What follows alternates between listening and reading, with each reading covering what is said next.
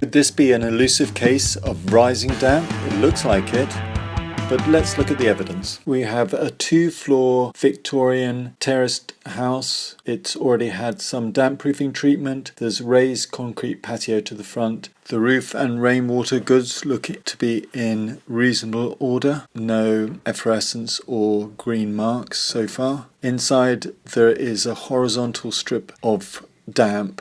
It looks suspiciously like rising damp.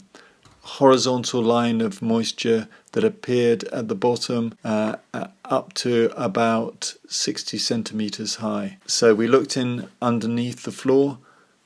Clearly the most important aspect to rising damp is damage to the floor, and in particular dry rot. Any form of rot is bad, but dry rot is by far the worst. If you put chemicals in and replace plaster, you're only obscuring the problem.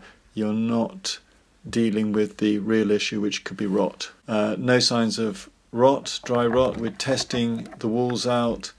It's full of salt, so the meter is going off the graph, but it's clearly damp as well. It felt damp. It was very humid under the floor. Some of the bricks are dry, but that's not unsurprising. We looked in next door. Clearly, if it's rising damp, it's going to affect one side of the wall as much as the other side. And in fact, the other side of the wall looks in good order. No damp stains at all. This is the middle section. Here we tested the wall and it was absolutely dry. Anything under 20, 25 is dry. Perfect. We went in and had a look at the drain, which was on the neighbour's side, and we found a problem. The drain wasn't draining. In fact, it was damaged around the side. Water was getting in underneath the drain, and looking in at the side near the neighbour, we find that water was pouring in underneath the vent.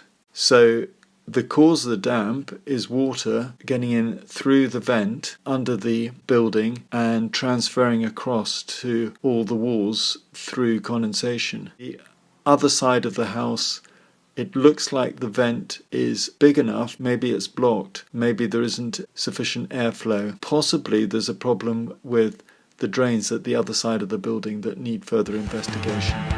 So what we thought was rising damp with an expensive treatment was in fact just a downpipe to the front, causing water to flow in under the building. Simple, easy to fix, and inexpensive.